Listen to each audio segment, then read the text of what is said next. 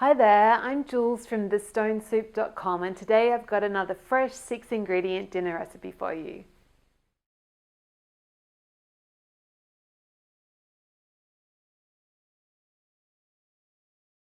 So for our tomato pesto, I've got 50 grams, so like a large bunch of flat leaf parsley that I've just kind of roughly chopped to make it easier for the food processor.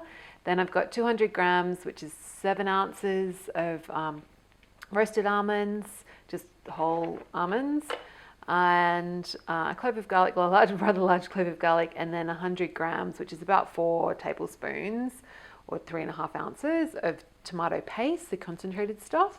And I'm going to give it a good pinch of salt. And then I'm just going to process it in the food processor. Great, so just after the puree, process this for just a couple of minutes, maybe not even that. And you just want it so you get like a chunky paste. I'm happy for like a few kind of larger chunks of almonds still to be there. And then I just add a cup of extra virgin olive oil. And I add this after, because I find if I puree it with the olive oil, it beats in air, and it kind of, and it also makes the olive oil taste a bit more bitter, I think anyway. But you could always just, you don't have to mix it by hand if you don't want. So yeah, then just give that a good mix and then taste, and it might need a bit more salt. And yeah, there's your beautiful tomato pesto ready to eat.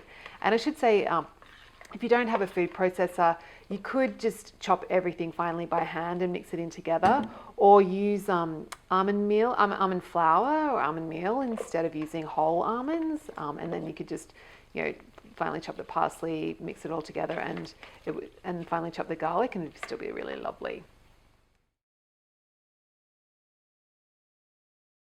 So if you enjoyed this recipe, come on over to my blog. It's thestonesoup.com, and you can download a free ebook filled with simple recipes just like this one.